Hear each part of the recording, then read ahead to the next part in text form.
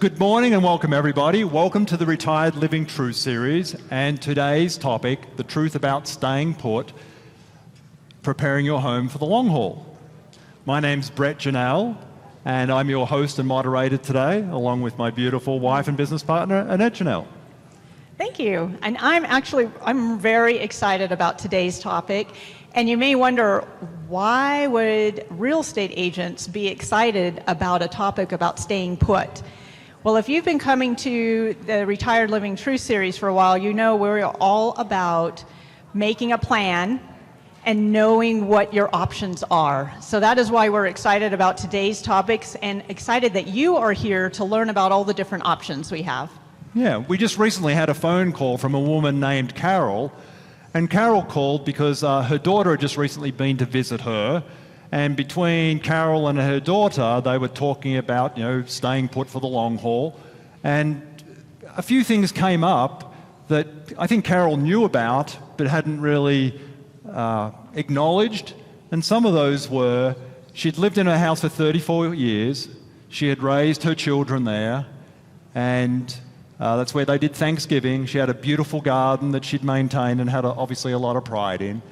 And about a couple of years ago, her husband passed away.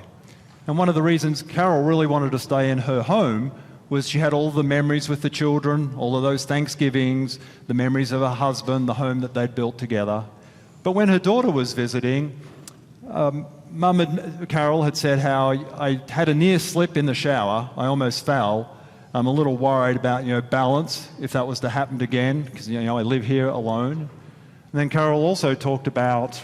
Well, and actually it was her knees. So she was having problems with her knees. So going out and doing the gardening, what used to bring her joy was now more of a chore or brought her anxiety because it wasn't up to her standards anymore. Can anybody relate to that as you're in your home and it's just not up to your standards anymore? Yeah, well, that's exactly what Carol was dealing with. Yeah, and Carol also mentioned because of her knees, the stairs, all the bedrooms were up on the top floor, so getting up and down was not an issue now, but she was definitely kind of feeling it.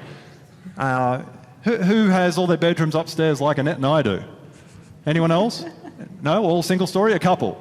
Well, for those who are in a single story home, great decision in advance, great planning ahead. We're in the process at the moment, our move management team are actually helping some clients who have all their bedrooms upstairs, moving into a home that's single story, because they know that'll probably become a challenge for them later. So they're taking action now. Planning ahead. Planning ahead, yeah. And we were just talking about being proactive rather than reactive. Yeah. So some of the things Carol was able to do, and you'll hear from our panelists, is putting in grab bars in the shower. Who has grab bars? Yeah, fantastic. Good job. Yeah, because they help. If we suddenly go to fall, we've got something to hang on to. What could Carol do about that garden that she brings her so much joy to look at, but she now doesn't have the same energy to look after it? She could bring in some help, have someone help. So there's lots of things we can do to at least stay in our home longer, if not indefinitely, but it's just knowing what to look for. And that's what today's seminar is about, isn't it, Annette? It certainly is. Yeah, so we have some fantastic... You're going to head that way? Yes. Okay. We have some fantastic panelists today. I have a physician. I have a contractor who specialises in home safety and accessibility, and I also have a certified aging-in-place specialist. So these three panelists are going to come up and join me, and they have a wealth of knowledge to share with us. So while they come up, I just want to cover a little bit of housekeeping. For those who are new, on your behalf, I'm going to ask our panelists a series of questions between now and roughly around 11 o'clock. If you have questions on your handout, you'll see there's a section there to write questions down. So please write down any questions you may have of the panelists, and you'll have an opportunity just a little bit after 11 o'clock to ask them your questions. So yeah, don't interrupt to ask questions, just write those down and we'll certainly get to those. Also, what else do we need to know about housekeeping? You have a handout, so definitely refer to the handout. It has the information about our speakers. And I think we'll just jump in and I'll start introducing our panelists. So maybe if I could start with you, Eric. Could you introduce who you are, what you do, and how it relates to today's topic? Hi, my name's Eric from EB Homes. I'm the owner of EB Homes, and we specialize in home accessibility. So we do roll-in showers, anything, modifications in your home to keep you in there for as long as possible and safely. Wonderful. Elizabeth? Hi, I'm Elizabeth Magallon-Fleury. My company is Life's Encore Planning, and I come into your home and do assessments to incorporate universal design and smart home technology, because both of those can help you stay in your home longer and safer. Thanks. Welcome, Elizabeth. Sandra. I'm Dr. Sandra Weitz. I'm one of the owners of Comprehensive Home Health Solutions. We are actually Nevada's only family-owned and physician-owned and run home care, home health, and patient advocacy company. We basically offer both medical and non-medical services to help you stay in your home. Welcome, Sandra. So maybe I could start with you, Elizabeth. What are the biggest hard truths that we kind of overlook when we're wanting to stay in our home for the long haul? Things that we may not be thinking about sitting in the audience that we should be aware of. Maybe I could have, we'll do one from each of you and then we'll go around again. Okay, so being proactive, like Annette said, that is the biggest key. Unfortunately, most of my clients come to me after something has happened, and then it costs more. You may not be able to stay in your home because something has happened, and it does take a while to incorporate these changes that you may need, and you also want to understand financially how to deal with that. And some things are very inexpensive and some things are more expensive. And I'm sure we're going to talk about some of those as we go along. So your message is being proactive is the biggest. Being proactive, because then you have choices and you're not under stress and duress when you're trying to incorporate these changes into your home that you need. Thank you. Sandra, what's another hard truth that we overlook when we say, I'm never moving? Well, I want to echo the whole concept of being proactive, but that also involves having a conversation with all of your support team, your family members, your friends, and really thinking in advance, okay, what is it? It's more than just putting in grab bars and modifying your home. It's who's going to take care of me.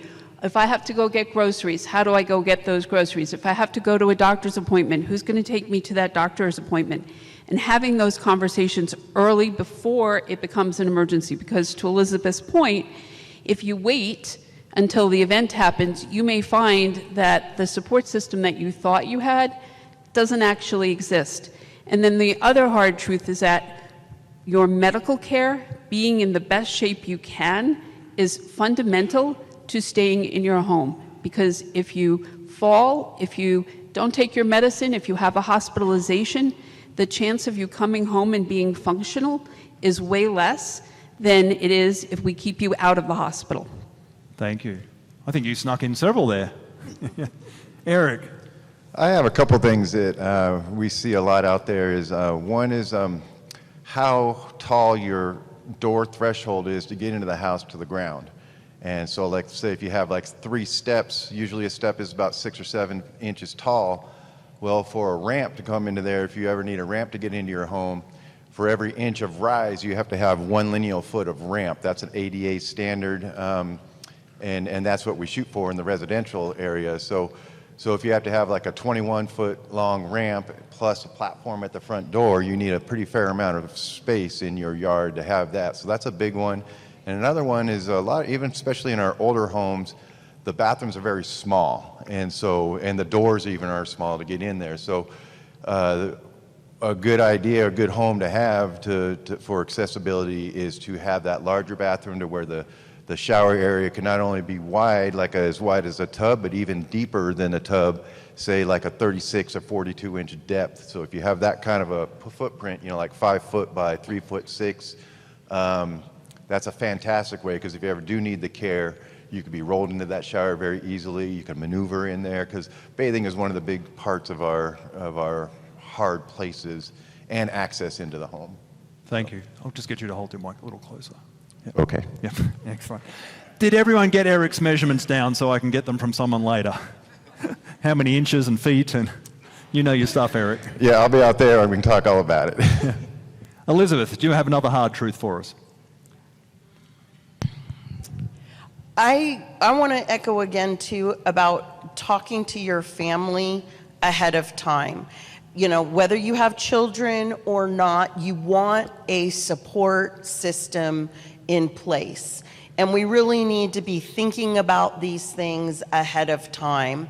Do you want to stay where you're at? Is your family going to come? And understanding what they are willing and not willing to do, because it's a big ask, right? We want to do what we can for our loved ones, but we have this sandwich generation now where people are taking care of their older adults, their parents, but they're also taking care of their children. So open communication is immense.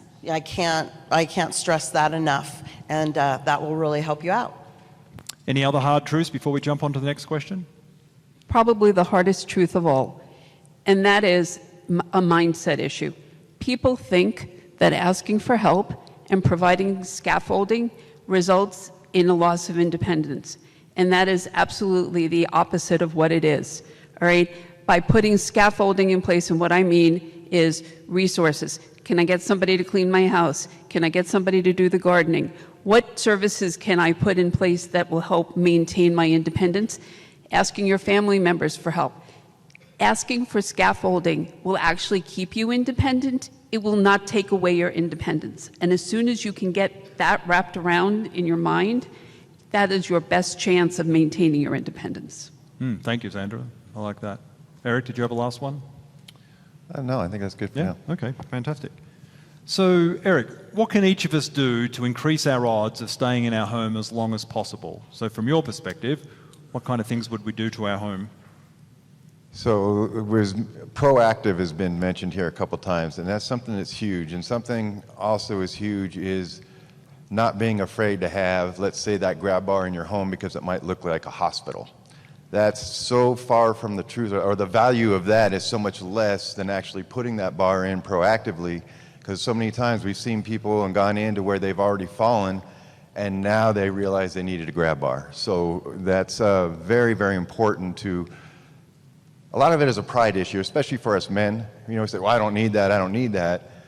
Well, but a lot of times you don't know you need it until you actually fall. So a big thing would be to get those grab bars in your shower, the toilet area. That's the most common place where people will fall. Even a railing coming out of the stairs, say into the garage or out of the front door if you're not ready for a ramp yet. If you're just walking without anything to holding on to and don't have that rail, it's another risk in there. So yeah, thank you. Actually, that's a great point. Carol, that I mentioned at the beginning, Annette and I were talking about, one of her challenges was going down the steps outside the house at the front to go to the mailbox, and also onto her back veranda. She had, I think she said, 1 or 2 steps, and she had to be really careful, but she didn't have any handrails, so that would be an easy one to... Yeah, because we can put those railings in. Those railings can be installed in there. You can get decorative ones, you can get simple ones, and maybe you're not ready for a wheelchair or a ramp. Just a simple rail can take care of a lot of dangerous areas. Yeah, I know we recently put them in for on our home because Annette's mum and dad, when they'd come over, especially when Annette's dad had too much to drink, it was good to have something to hold on to leaving our front door. He never had too much to drink, but yeah. But yes, railings, huge. Elizabeth. So again, to the point of, I hear all the time, I don't want my house to look like somebody's disabled or older. There are so many new, amazing, gorgeous design products that you can put in. Eric helped me with a client. We put these beautiful grab bars in. They only enhanced the bathroom. They didn't deter from it.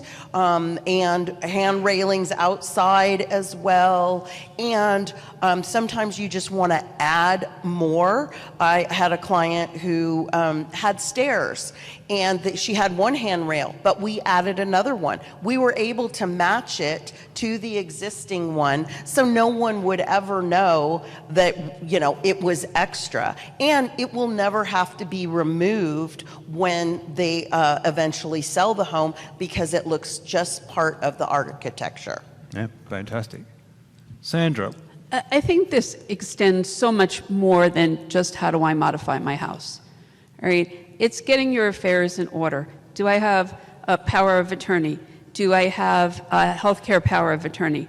Where are those documents? Do people know where those documents are? What insurance do I have? Do I have a Medicare Advantage plan that doesn't actually offer any kind of home care assistance? Or do I have straight Medicare and I may be eligible for something like the GUIDE program? Do I have long-term care insurance? How, if I need care, how am I going to provide for that care? Maybe you're going to pay one of your family members. What is that going to look like? As I said before, if you're going to put services in place, how much is it going to cost for the gardener? How much is it going to cost for the cleaning lady? What do my finances look like? And start to really think in advance, what does that whole program look like? More than just how do I modify my house? And just one final thing, talking about putting more stuff in, the number one thing you could do today is declutter your house. Give away your stuff, all right? My mother-in-law, may she rest in peace, used to say it's better to give with a warm hand than with a cold hand. And what I have found with my 3 children, who are 33, 31, and 29, is all the stuff I've been saving, thinking they want it, they don't want it, okay? And so if they don't want it, get rid of it now, because it's just something for you to trip over. Thank you. I think very well said. Yeah, tripping hazards, because we have too much stuff in our house, the rugs that we could trip over. But when we spoke last week preparing for this, you also talked about our health, how important it is as we notice our body changing, whether it's physically, mentally, whatever it might be, to go see our primary care physician. Just tell us a little bit more about that.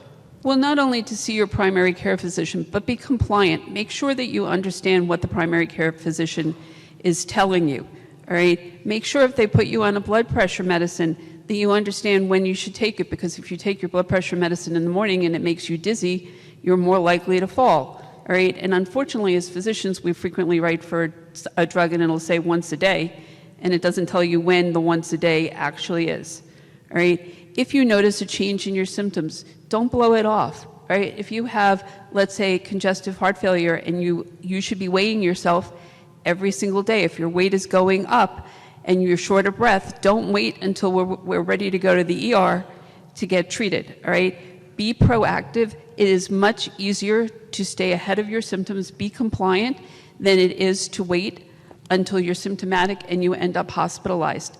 The statistic is that after 3 days in the hospital, you lose a significant amount of muscle mass. So even if you were there for something relatively insignificant, you may very well end up having to go to a skilled nursing facility or a rehab facility just to get your strength back to try and get you back in your house. Thank you. Who spoke to me about socialization? Was that you, Elizabeth? You touched on that when we spoke last week? Yes, it's very important to stay socializing, and where we see a big problem with that, with people aging in place, is when they lose some of their mobility, right? Either they can't drive anymore, or it's harder to get out of the home. And so you want to, before any of these happen, make sure you get out. You have a social network, whether it is your neighbors or friends or a book club, anything like this. You want to stay social. And part of, not only, I find a lot people will say, oh, well, I'm fine and everything, and I'm out playing pickleball, but maybe your friends aren't. And a lot of people will not be able to go out and keep up their sociability with friends because maybe their home is ready for them, but their friends' homes are not, or their children's.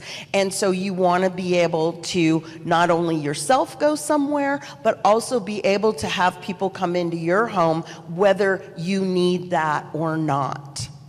Thank you, Elizabeth, so much for mentioning that, because we have a social group here. I know a lot of you, you're very social. You're here socializing, but yeah, as Elizabeth said, think about friends, other people you know who maybe are isolated, and can we reach out to them and engage with them more so they're not isolated. And Sandra, you were talking about balance and strength, about balance and strength being very important as we continue to age and want to stay in our home. Can you just elaborate on that a little bit more? Yes, it's very important that you have an exercise program, all right? And that does not mean playing pickleball. You can do Sit and Be Fit. If you look on YouTube, There are all sorts of videos for exercises that you can do sitting in a chair if you're not able to do something more strenuous. If you have access to a pool, doing pool therapy or aquasize is a great way, even if your joints hurt, because in the water you are non-weight bearing and you'd be amazed at what you can do. Doing balance training, ask your physician for a prescription for physical therapy to work on balance training. But the thing about physical therapy is you have to do the exercises at home. All right? This business of I go to physical therapy twice a week and then I don't do anything the other 7 days, that is not a winning solution. All right? Balance and exercise is a daily thing. Yoga is a great exercise. Tai Chi are all ways of improving your balance. And the other thing that I was going to echo about socialization, and I'll tie it into balance as well, is there are all sorts of Zoom exercise classes. You can join Peloton and do Peloton Tai Chi or Peloton Yoga. It's very inexpensive. And it's also a way of socialization. They actually have leaderboards. You can compete with people if you're so motivated.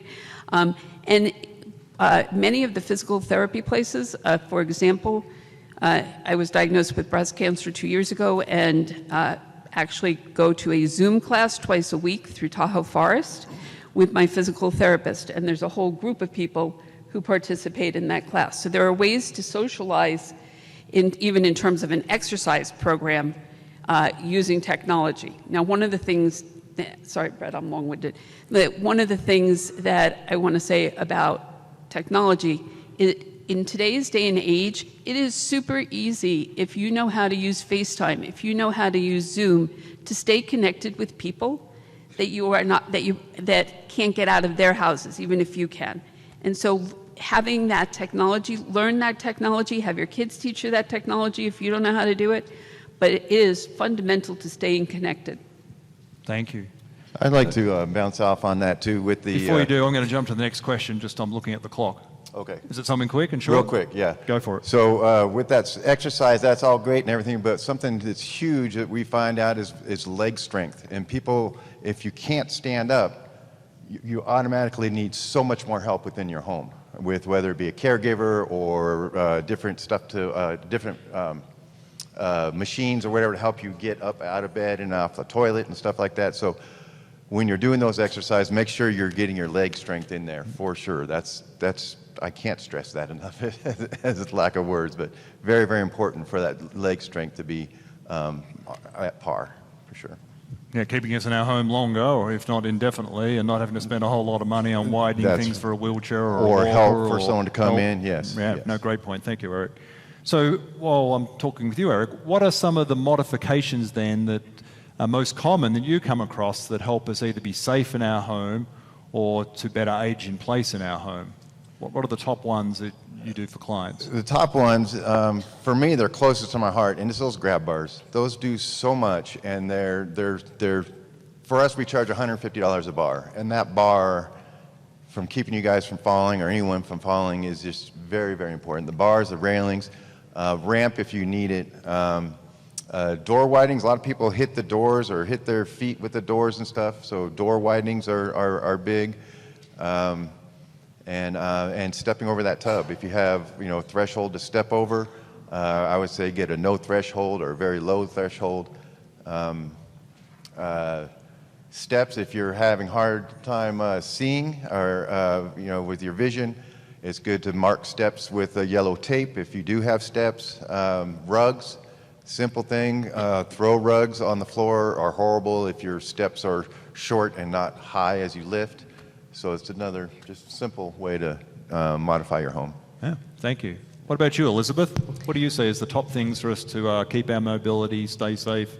So the strength, what I like to tell people too, especially when it comes with their children, they think, oh, mom or dad fell or they're shuffling, now they can't live at home. No, my first thing to say is go see your primary care and get into some PT.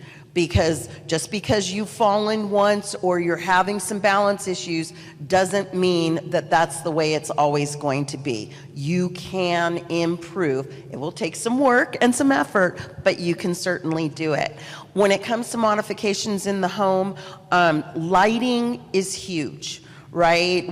Our eyes as we get older are a problem for us, so we need different kind of lighting for different kinds of things. Ambient lighting, task lighting, and we can automate them. For one of my clients, we put lights that automatically turn on when she goes up the stairs. You hit the bottom of the stairs, they go up and around all the way to the top. So lighting is extremely important. And what Eric was talking about with the steps, with the tape, there's also, you want to have a lot of contrast in colors between your counters, your stairs, your walls, your shower walls to the floor. So you can, because we have a hard time seeing the difference with our eyes as we get older. And also, we don't want these big glossy finishes on everything. They may look pretty, but they're very hard on older eyes and being able to distinguish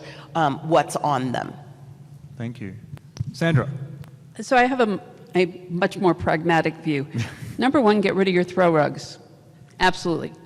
Number two, don't worry about having an assistive device. If you are off balance, there's nothing wrong with using a rollator.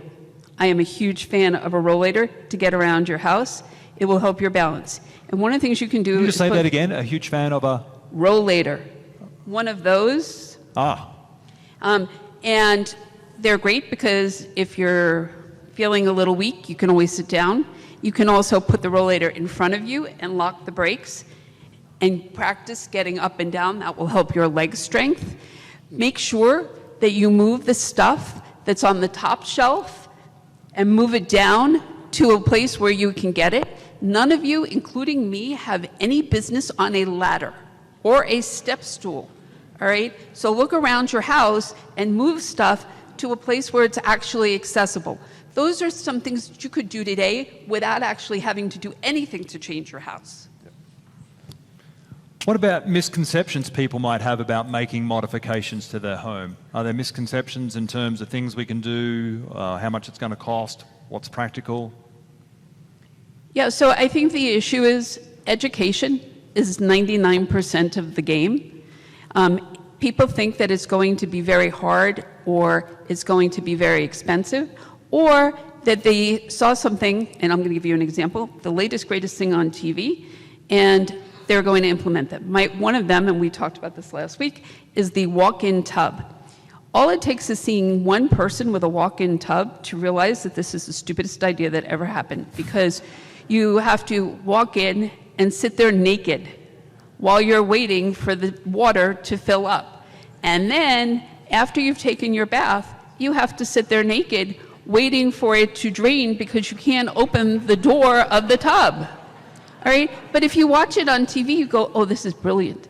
And that is where doing the research in advance and understanding what exactly are the steps involved in using this and thinking through, is this truly a practical option, is the key to getting over these misconceptions. No, thank you. Who else gets the AARP magazine like I do? Does anyone else get AARP? Doesn't it always have at the back those bathtubs with the door? And I never really thought about how impractical it is, so I'm so glad you shared that. Yeah. But they don't tell you that about the impracticality. They're happy to, Yeah, it's so deceptive because of the advertising on that, because they show, a silvered hair person in there, and it's like, this is how we should do it. And also those thresholds on there, they're like 7-8 inches tall, especially if you have ones with jets in them. And I've had people, maybe 25 different people, approach me wanting one of those, and about 22 of those I've talked out of just saying exactly what she did. So yeah, they said, oh, no, it's that proper planning. And someone had put one in and said, hey, can you take this out and give us a walk-in shower? So that's yes. the better alternative, a walk-in shower with a zero threshold or a very small threshold. Yes. Okay. And I would even go beyond to where, so we can make a threshold where it's low and it's temporary, and if your needs change, you need to be rolled in there, that threshold can be taken away and it's ready to be a roll-in shower. So that's another thing that is out there for you guys to consider. Okay, thank you. So Elizabeth, in terms of biggest misconceptions that you encounter as people are trying to modify their home, what comes to mind? That it's going to cost a fortune. It doesn't have to. It all depends on your specific situation. You can make plenty of changes in your home to keep you safe for like $1,500 or less. There are definitely things that you can spend more money on that you may have to spend more money on. Taking care of the shower, making changes in your kitchen. But if you plan ahead, I always send my clients to see their financial planner to make sure that they're pulling the money from the appropriate places.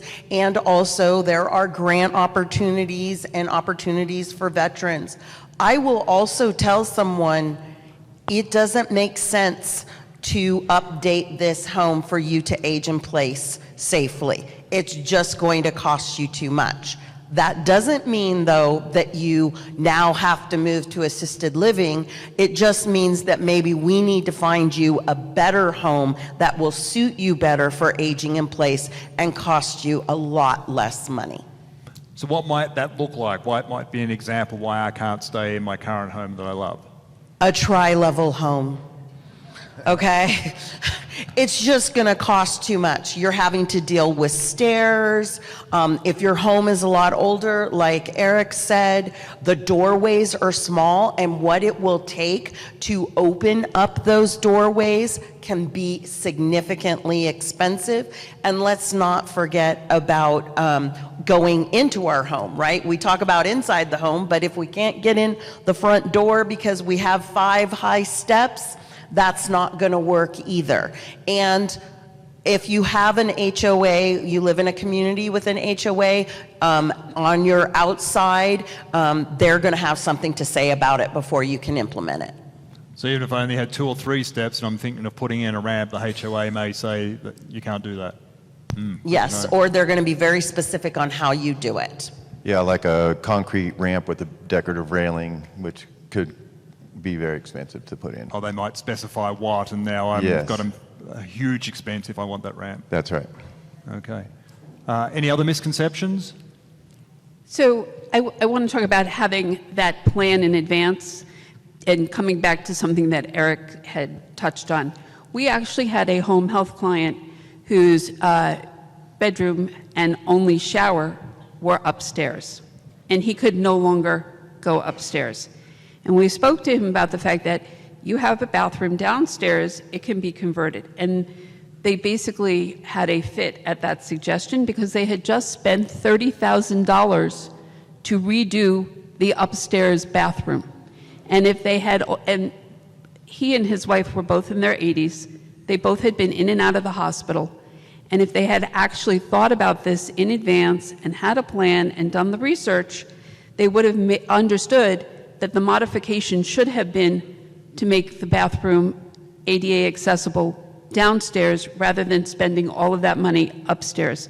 And that is why thinking about this in advance and knowing what the options are and what the eventualities, because while we all think we're young and healthy today, it takes a nanosecond to go from being fine to not fine.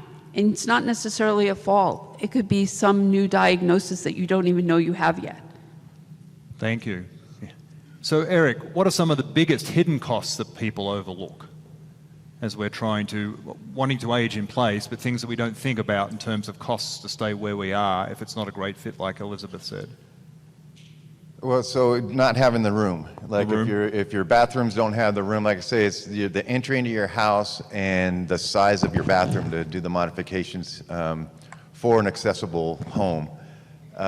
We've had one to where they had 2 small bathrooms back to back to each other, and they loved where they lived. They didn't want to move. They loved the neighborhood. They've been there for a long time, and so I said, well, we can take these 2 bathrooms and make them 1 bathroom. And they looked at me funny and said, well, what about my kids? I said, well, don't worry about your kids. You've earned your money and hard-earned money, and spend that on you to where it suits your needs. And so They also didn't have a lot of company that would come, so one bathroom was okay with them, and that's what we did. We made it so they'd have a roll-under vanity, a roll-in shower. It worked out fantastic, and they were able to stay there they're still there. They're still using it. Excellent. Good. So. So if we're thinking of making changes, we should have someone like yourself or equivalent come out and just see that it fits in the budget. Yes, we can combine the bathrooms, but does that fit in our budget? Yeah, yes, in the budget. And then also, you know, if the home just doesn't work, just make sure you have low thresholds getting in the home and a larger area for the bathroom to be modified. That's an important thing I'd like to just make sure. If you are looking for, if it's okay, this house isn't going to work, let's get another one. Well, don't put yourself in the same situation you are now, you know, so. Great. So Elizabeth, what are some of the other biggest costs that we kind of overlook that may cause this not to be the best place? Like if we're not using upstairs, we're probably still heating it. What are other examples where maybe we want to take into account all of the factors, some of those hidden costs we overlook?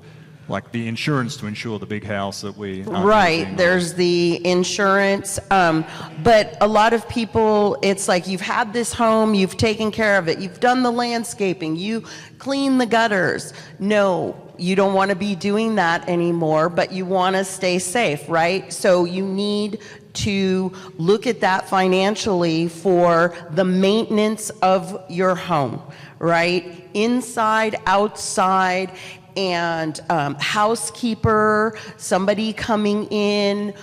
You don't want to be straining and bending over if you're having problems with balance. It is going to be more cost effective to bring in a housekeeper or a landscaper than going outside and doing this and then falling and hurting yourself. So I always talk to people about that. And also, you want to, especially people who are thinking about retirement or getting close to retirement, do some of these updates. You know, look at your roof. Do you need a new roof?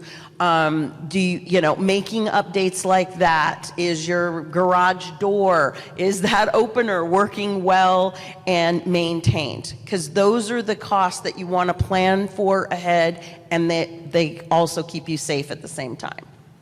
So first working out if the home is practical, and then a budget, and then is that practical, and then coming up with a decision as to which direction to go.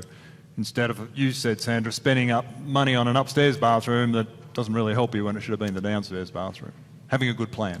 Exactly. Yeah, okay. And a lot of the stuff that we do with our homes, we do so much, and it saves money. And then if our bodies don't allow that anymore, that's a hidden cost. It's like, oh man, now we're going to spend an extra $1,500 a month to do this, this, this, and this. Right. Thank you. Great point. So if I wanted to reach out to you to come out and help, how do I know the difference between yourself, Elizabeth, and you, Eric? So you're a contractor, you're a certified aging in place specialist, so you kind of cross over. How would the audience know who I should reach out to? Or do I reach out to both of you?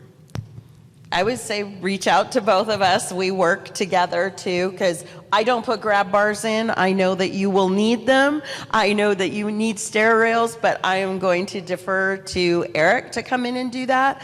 However, I'm looking at more of universal design and the smart technology to help you to stay in your home longer and safer. And I'm also going to make sure, I'm going to ask you, do you have an estate plan?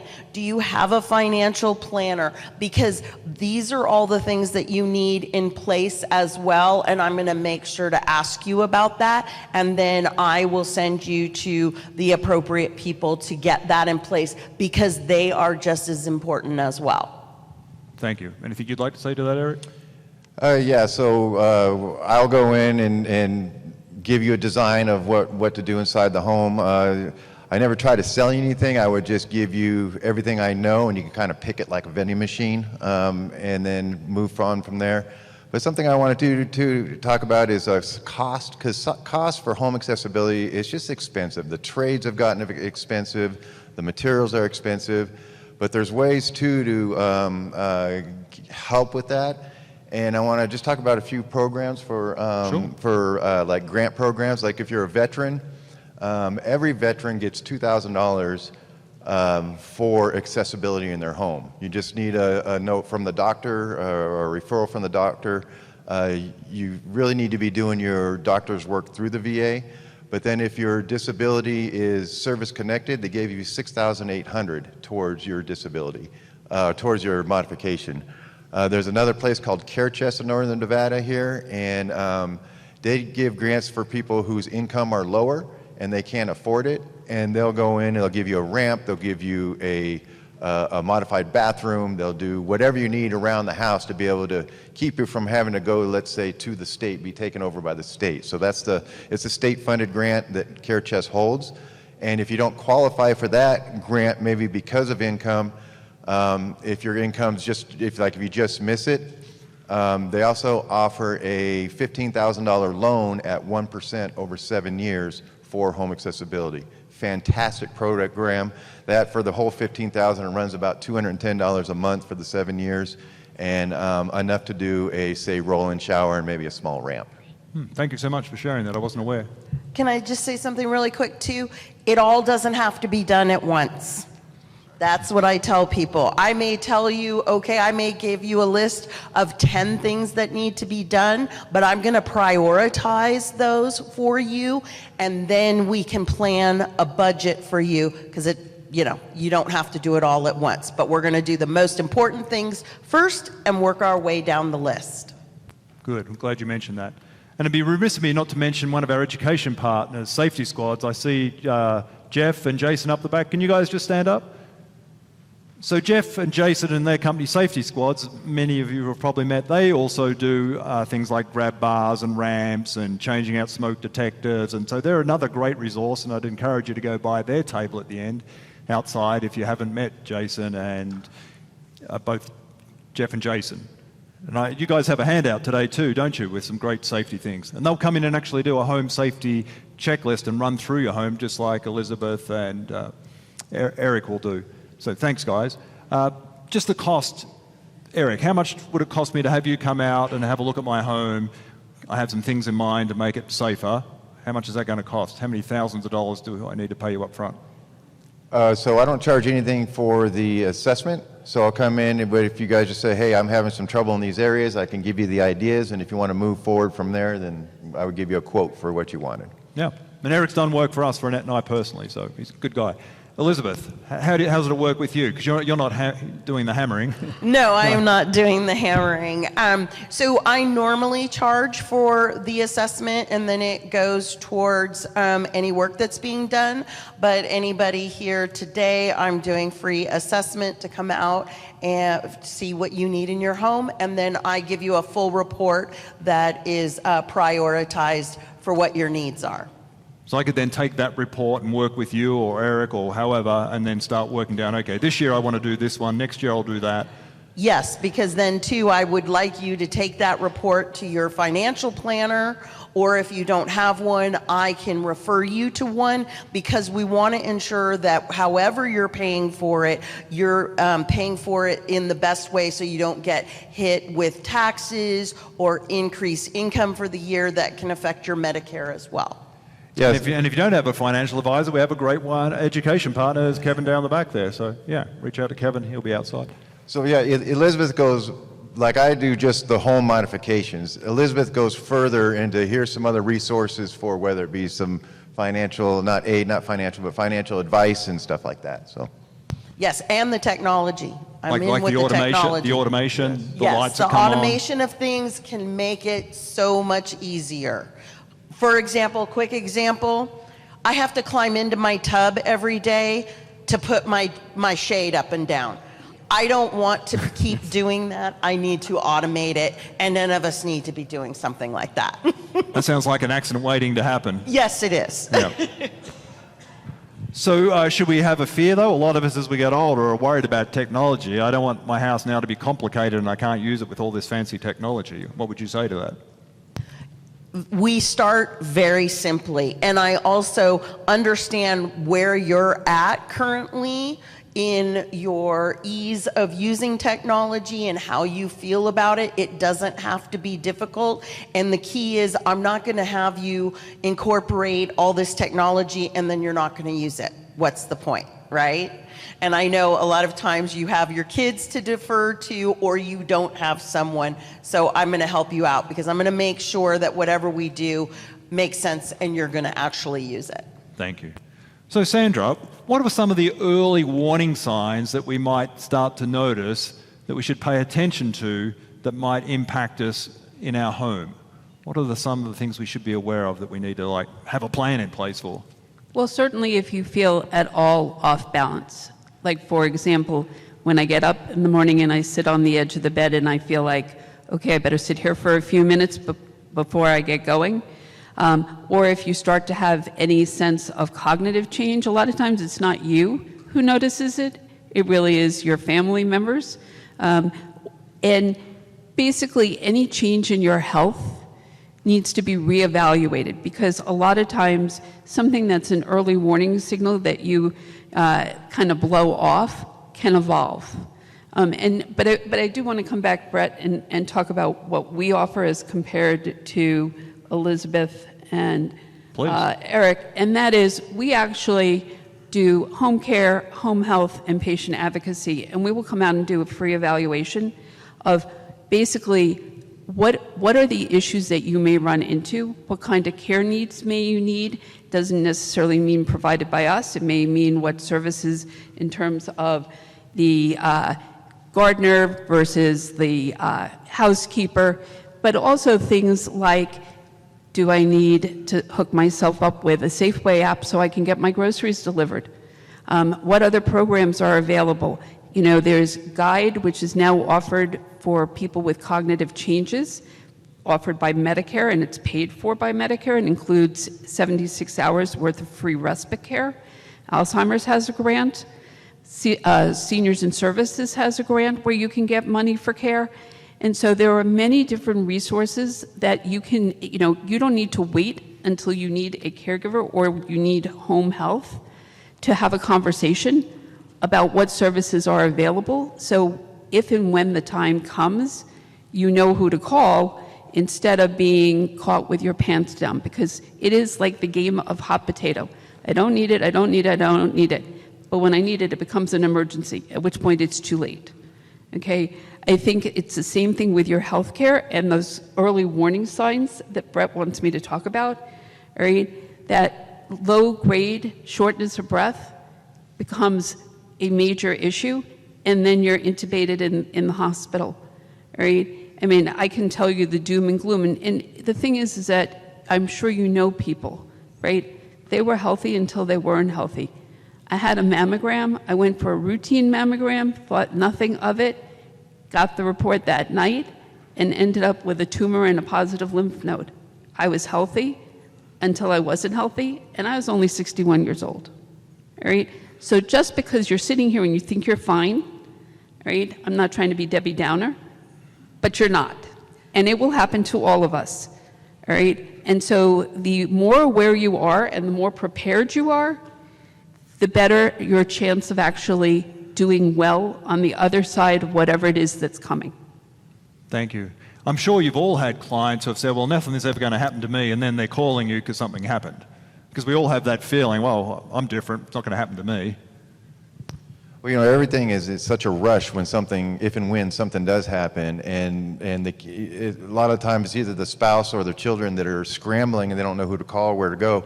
If you could just, in your mind, put in different scenarios, whether you think they're going to happen or not, just what if they did, who would I call and who do I know, and you can, interview people like Sandra and just find out who you like and who you trust before it even happens. And it's like, these are the people I want you to call if anything happens to me.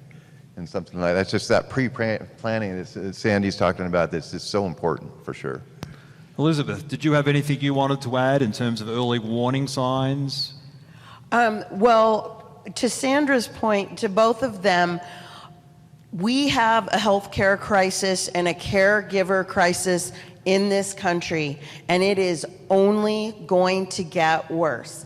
A quick example is my dad fell. Medicare Advantage was going to pay for him to have a caregiver come into the home. And it took 10 weeks At that point, my dad didn't need it. We had to pay out of pocket for someone to come take care of him, and when they finally had a caregiver to come out, he didn't need that caregiver anymore. So, knowing and planning ahead, understanding what's available in your area is paramount ahead of time. Sandra. I just want to add one thing about Medicare Advantage versus Medicare. Just before you do, no, half the audience probably has Medicare Advantage. I understand that, and we all call it Medicare Disadvantage. So, because a lot of times they sell you on the services that they supposedly offer above and beyond Medicare A and B. Do your due diligence during open enrollment. A lot of the things that they offer turn out to be not for real. My in-laws both signed up for Medicare Advantage years ago because they were getting free ambulance rides. They'd never been in an ambulance, all right? But it cost them their choice of going to what doctor they wanted, and it cost them the ability to just call a doctor, because all doctors just take Medicare, and you can call them and get an appointment, whereas if you have Medicare Advantage, the groups are limited. And so the more you know what is offered, the easier it is to choose. And let me leave it with, there is no free lunch, all right? They do a great job. If you understand the difference between Medicare and Medicare Advantage, Medicare pays the Medicare Advantage companies a certain amount of money per life. The way in which they make money is they get more from Medicare than they are planning to spend on you, all right?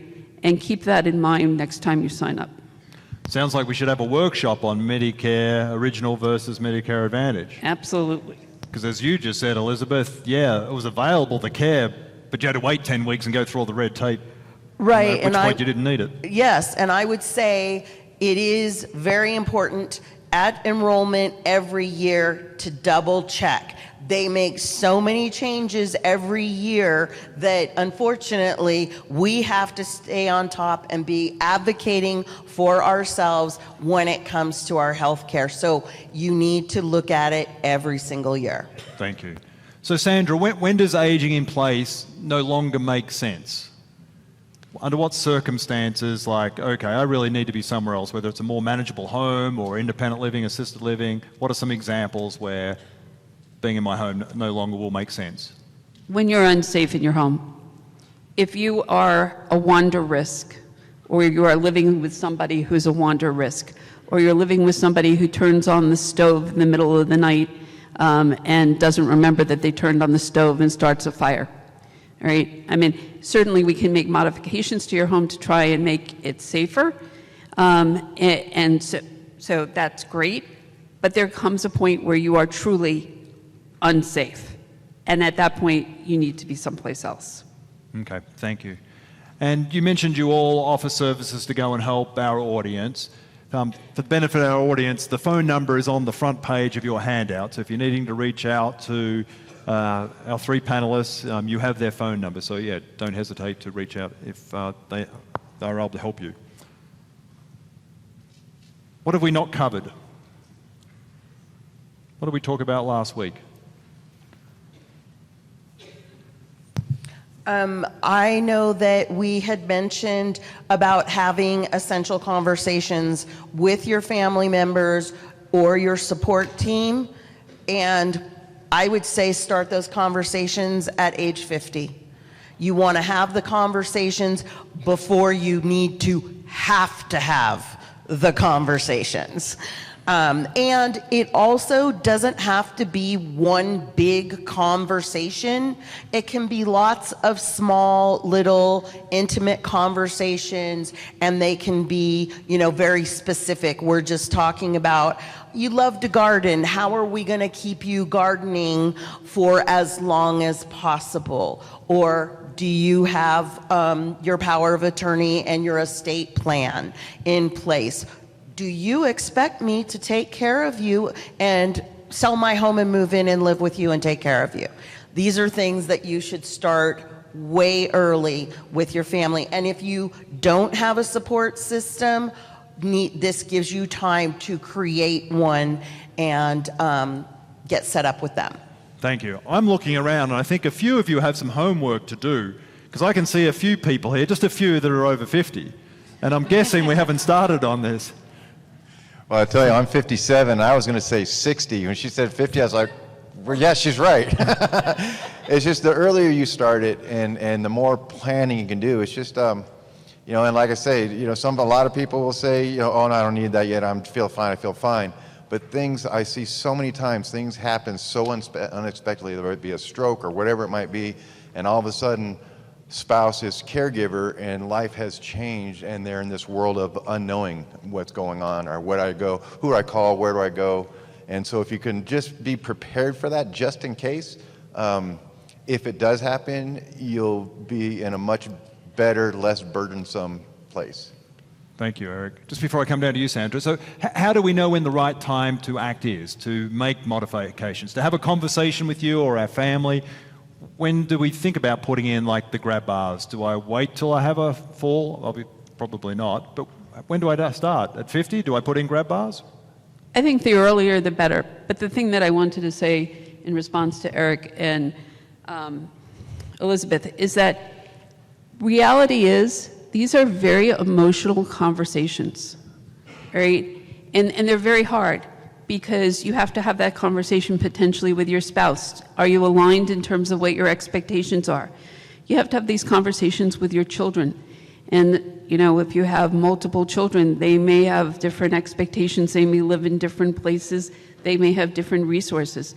It is a lot easier to have that conversation when there's nothing happening because it's unemotional, all right? And it's when you're having the theoretical, what if, you can get a much better sense of what people are actually thinking. And the other thing is sometimes you find out very hurtful stuff. That child that you thought was really going to be there to take care of you might not actually want to do that. Or they're more worried about spending your money than you are worried about spending your money. All right? And so the sooner you have those conversations, the sooner you are proactive in your own life and take on making those changes, you're not relying on them, and you lead the way, and you help them see where you want to go. Thank you. So if we don't have anything else, I think I'd like to move over to audience questions. So if you have a question, please raise your hand. Please keep it just to questions at the moment. No comments, just questions only, just so we can get around everybody. And we'll start over here, Tyler. Eric, would you please restate where that 1% loan for 7 years? Yeah, so it's Care Chest, C-A-R-E Chest of Northern Nevada. Thank you. Yes, and I can give you a direct number too if you want to outside and meet me up there. So. Thank you, Eric. Over here.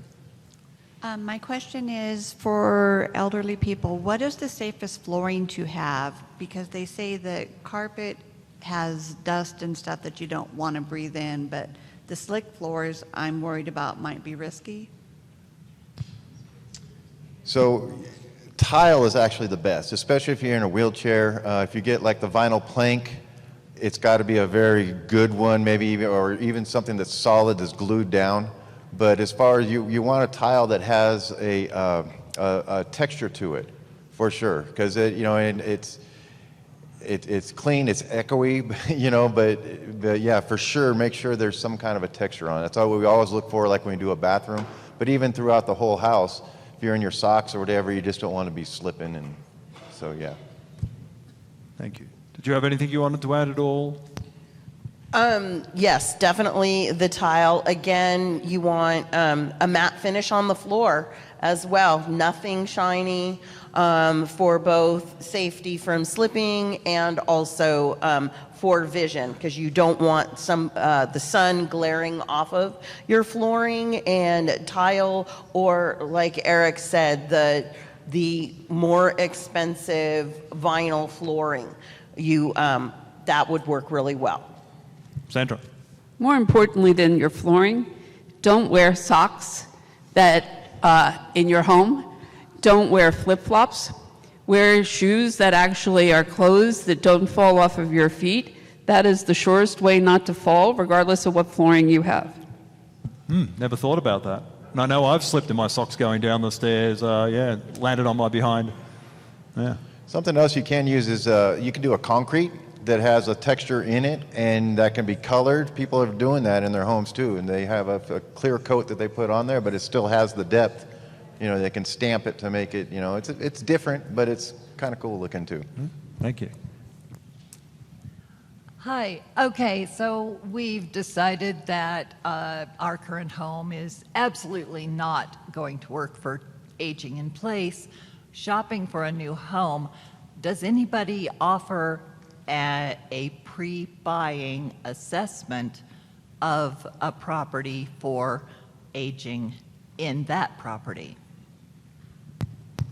Yes, absolutely. And I've also worked with realtors who specialize with seniors as well, older adults, to look at these items, and then to be able to understand, okay, we're going to have to make these specific modifications and what that cost is, so it can be factored into the new cost of the home that the realtor can help with, and we work together.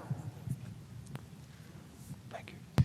Yeah, and if we create some kind of relationship and you're saying, hey, this is what I want to do, I'd be more than happy to come by and say, hey, this is going to be expensive, because they have, say, a post-tension slab which you can't cut into, and so we can't move the toilet or anything inside from the floor, and so subfloors are the best. They're, as far as remodels, least expensive. You can do anything you want in that home by moving all the plumbing and electrical and stuff underneath the house. But if you're saying, hey, Eric, we're looking to buy a house, we really like it, can you just give us an idea if we're walking into a money pit? So I'd be happy to help there. Yeah, good advice. I guess just on that, Annette and I, obviously we specialise in helping retirees, seniors, so we've sold hundreds and hundreds of homes and have a pretty good idea of what to look for. So I would just encourage people, you know, if you're not using us, just make sure your realtor really understands the differences between helping, you know, 30-year-olds versus those of us over 50, because it's different. And then, yeah, reaching out to Elizabeth or Eric, the costs. Like Annette and I might say, yeah, you're going to have to make these modifications, but we don't really know what the costs are, whereas these guys will be able to say, yeah, and in addition to what Annette and Brett said, here's maybe a couple of other things you want to be aware of, and it's going to cost this much. And you can do that not only once you've seen the home, but even if you're in contract, might be a reason to back out because it's exorbitant, the changes that we need to make. Yeah. This is the phone number for Care Chest, if anyone wants to write it down, that Eric mentioned, 775-829-2273. So if you're after information about that grant program, that's the 1% loan also over the 7 years. Yeah, 775-829-2273 for Care Chest. Can I just add to the Care Chest? So they do other stuff too, where like they'll have those walker, what did you call that? Rollator, or just a regular walker, or hygiene products. This stuff, if you're financially burdened, they help with all that stuff. Different little gadgets to help you, you know, around the house. They don't charge anything for it. If you need a wheelchair for short term, you can check one out. So they're just a fantastic resource if you're are unable to afford it on your own. So. I didn't know that's what that assisted walking device was called. Can you say it again, the name of it? Rollator. Rollator. So I've been calling it a cool walker that does a lot of stuff. Me too. We just got one for my mother-in-law, and we went on a trip out of town, and she used that all day, and she says, Eric, I would not have been able to do this trip without that. Absolutely. Yeah. And that's what I'm saying to you. You can improve your mobility, you can improve your chances of actually being independent by using things that are assistive. Get a grabber. If you can't get something, use a grabber.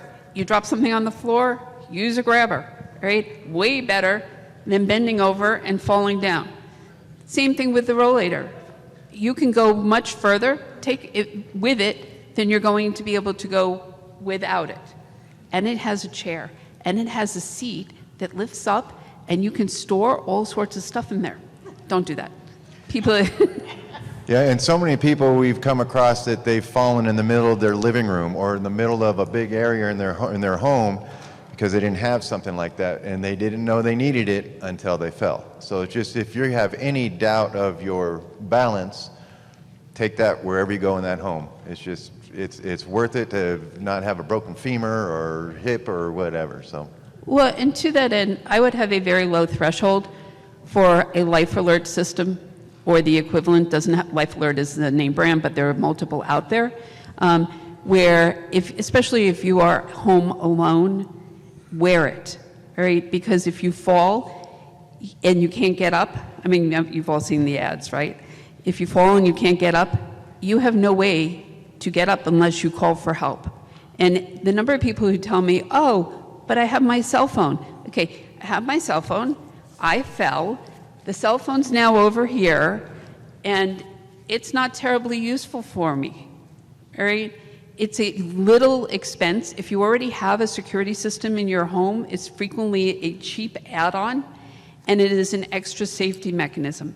All right? And if you have a spouse and you think that your spouse, if you are, a 150-pound woman and you have a 180-pound spouse who's, your age, the likelihood that they're going to be able to get you up off the floor, pretty low, and the chance of you pulling them down and both of you being on the floor, pretty high. Really quick, I'd like to, with the alert system, again, people tell me all the time, but I have my cell phone as it's gone across the room. I always say we want multiple items. So when it comes to tech, you have your digital assistant, your Amazon Alexa, your Google, Apple Watch, or any type of watch that can be an alert system. That's not going to help me in my shower because that's when I go and I charge it. So if I have something where I can call out to it, right?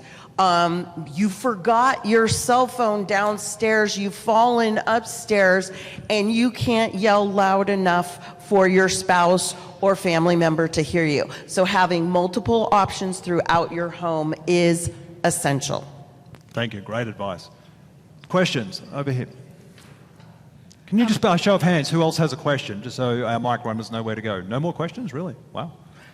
My question is, stair lifts have not been mentioned. So how useful are they, and how much would they cost?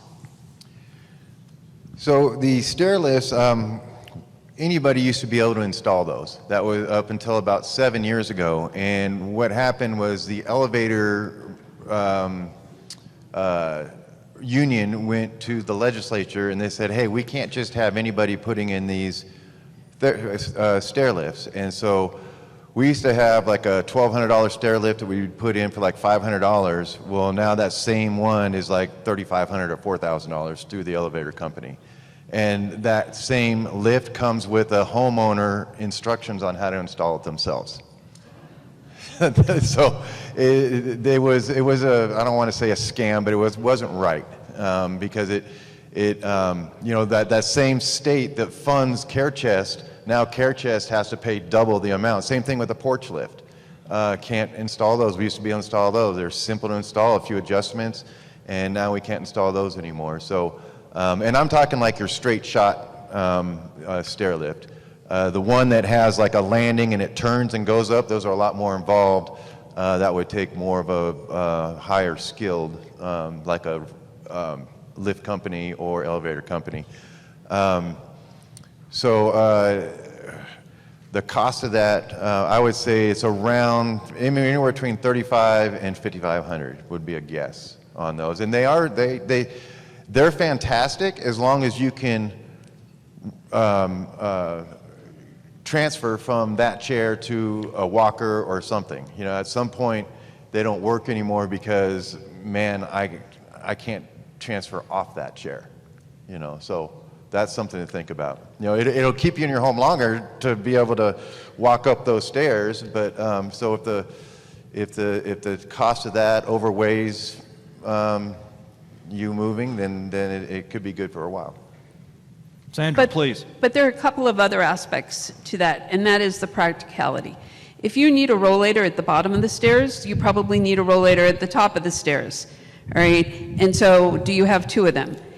Do you use oxygen, all right? How are we going to get your oxygen tank with you in the chair and get it up the stairs? What are the mechanics of it, all right? So it's not simply about the chairlift and how do I get to the top of the stairs. It's about what are the underlying reasons, right? And this comes back to understanding your medical issues, understanding what are the fundamental reasons why I need these modifications. Because if it's that I simply can't go up the stairs because my knees hurt, okay, maybe that's today. But if I'm going to spend $3,500 or however much money I'm going to spend, but I see already that I have other issues, like I'm not going to be able to walk and I need a rollator at the top and the bottom. Well, you're not going to carry the rollator in your chair up in this stair lift, right? I mean, how are you going to hold that? So it really is about not only the today, but the anticipation of what is coming. Yeah, and that's why I was saying that you have to weigh it out. We've had clients that we put those in for back in the day, and they used it for several years, and it was great. Their knees couldn't handle the stairs, but the regular walking on the floor did, and they did. They had a walker on top and bottom, and it has a call button too. So if you're up top, it'll send it back up to you. So, like I say, you just have to weigh out what is the condition that you're in to make it be practical. Any last questions before we wrap up with our speakers? We're not done yet, but anyone got a final question over here, please? I missed the last seminar that you had on the AI scams because I had to go out of town. Are those recorded that I could go online and listen to what the program was? Great question. So we do record all of our seminars, and they're on the Retired Living Truth Series website. So when you go to the website, if you click on past events, which I believe is in the top right-hand corner, it'll show you every seminar for the last 7 or 8, maybe all 10 years, and yeah, you can play it. For 10 years, we've recorded everyone successfully except for last month. Someone forgot to hit record on the main camera, and Annette realised 40 minutes into the program. So we have the audio for the whole session and the last 30, 40 minutes of the video. So it's still definitely worth listening to. You just don't have any visual for the first, roughly 40 minutes. But I think you'll still find it well worthwhile listening to. So thank you for asking that question. A couple more questions.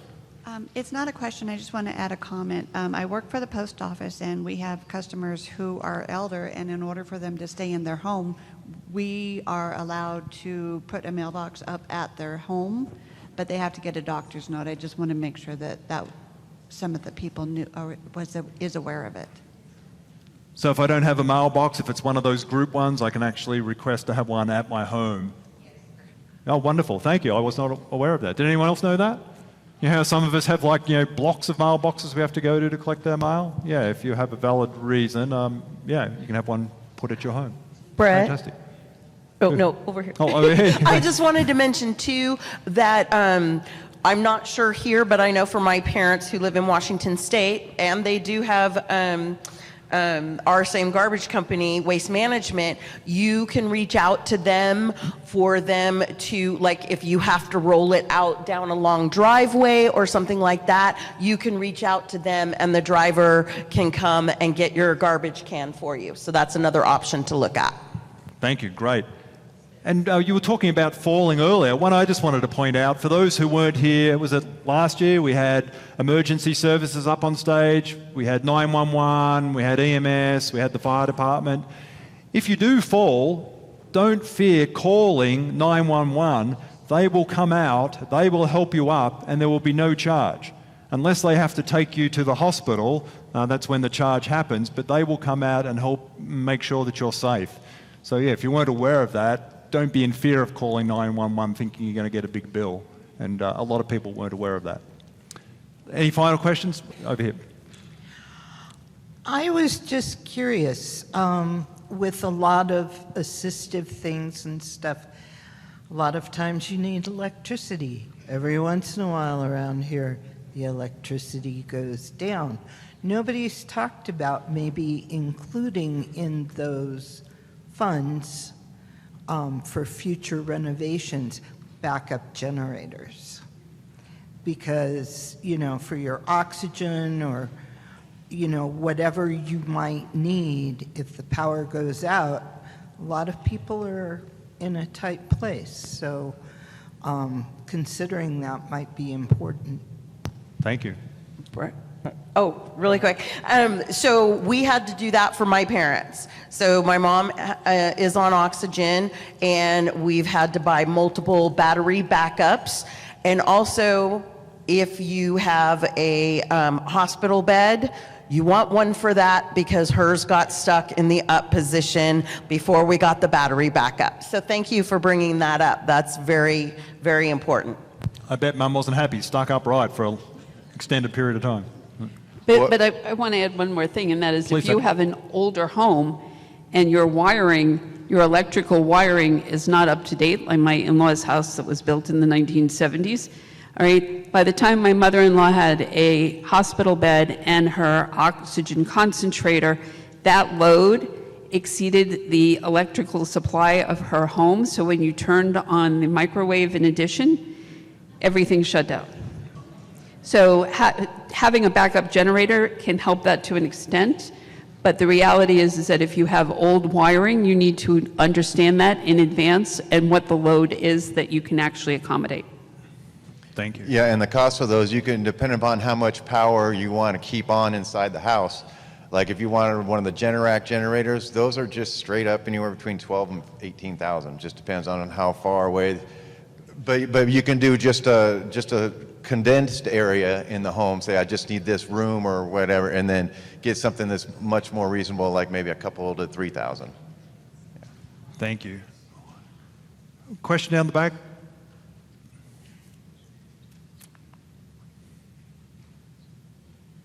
Thank you, Erica, running all that way. Great panel, Brett. Great discussion. Part of safety squads, one of the things that we're also doing is beyond those things that have been identified, the grab bars, the assessments, it's not one and done. It's ongoing. And one of the things that safety squads has developed to complement that is a quarterly program where we automatically come by and visit and have a laundry list of things that might be needed to be done that we can handle at that time. HVAC filters, dryer vent. If there's things that need to go to the dump, if there's things that need to go to donation or move furniture, anything that is just kind of out of the ordinary. Those are the kinds of things that Safety Squads does, and I just want to make sure that that was known by the group. Yeah, thank you, Jeff, for sharing that. And safety squads are here every month outside, so if you're not familiar with what Jeff and Jeff and Jason do and their team, yeah, please visit them. I think we're good on questions. So, one more. We'll make that the last question. Yeah, this is just a question about that last comment you made about calling somebody if you fall. My question is, what's the best way to have people get into your house? Because most of the time we keep the doors locked. Is there a better way of arranging your house so somebody can get in to help or a you? digital lock? Yeah, so the question was, if I need to call emergency services or someone, how are they going to get into my house to help me? And the answer was? Have a lockbox, preferably a digital lockbox. You can actually tell the fire department what your code is. That's one option. Or a digital lock, a physical digital lock on your front door that you can do the same thing.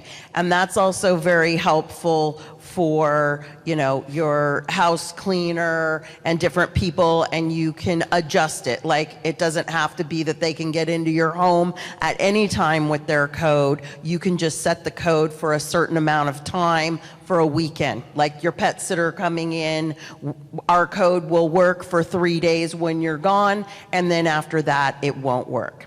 And you can set a different code for each person so you know exactly who's coming in and going out. Another option that emergency services, our seminar, Emergency Preparation and Calling 911, shared, it's called a Knox box. It's something only the fire department have access to, or emergency services. So it's a special lockbox that you can purchase, and only for this area. So you specify, I live in Reno or Sparks, and only the Reno Sparks Fire Department or this area, Washoe County, can access it. They have the key on the fire truck, so when they come out, they don't have to kick your door down or try to find the digital code. They have a key for that specific lockbox to be able to get your key to enter the home. And yeah, a lot of people have found that really helpful. I know after that seminar, several people went out and got one of those. Yeah. So did we all learn something today? Yes. So I'm going to ask you all just to remain seated for 5 more minutes. We have some closing things we want to go over. In the meantime, can I ask the 3 of you to go out to the speaker table outside? Our speakers are going to hang around for the next 20 minutes or so if you have one-on-one questions. But I just need 5 minutes of your time. How long do I need? 5 minutes. So if you can just stay seated for 5 minutes. Our education partners would be a good time for our partners to go out as well. So, again, I hope you all have taken something away from today. Did we get our screens working? We're still working on it. If you can pull out your handout and flip it over to the second page, on the bottom of your handout, it should say something to the effect, the one action I'm going to take as a result of being here today is. So I want you all to think about one action based on what you've learned that you're going to leave and actually do. And I would suggest, for those of you who wish to age in place, stay there for the rest of your life, that's kind of been my plan, I just want you to think about, what if something changed and I couldn't stay where I am now? If I had a fall, memory issues, whatever it might be, the unknown, as our panelists talked about, things happen that we can't plan for, what would your plan B be? So we have a plan A, stay where I am, but what is plan B if that can't happen? And that might mean having a conversation with your spouse, your daughter, your son, your family, a trusted friend, to help you come up with a plan B and making sure they're on the same page. And hopefully we never have to use our plan B. We're going to just stick with plan A, but we have a plan B if we need it. If you are stuck coming up with a plan B, we're here to help. Us, our education partners, if you need help formulating a plan B, on your yellow evaluation form, where it says any unanswered questions, just write in there, I need help with a plan B, and we'll happily just reach out and help, ask some questions and help you start formulating a plan B if you're stuck. We hope no one has to use their plan B, but as you heard from our panelists, that is something that would help all of us, is having that plan B in place.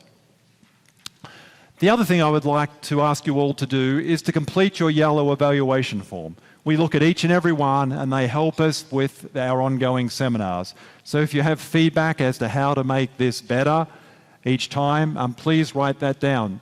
I know a lot of you have already filled it out and you've given us a 10.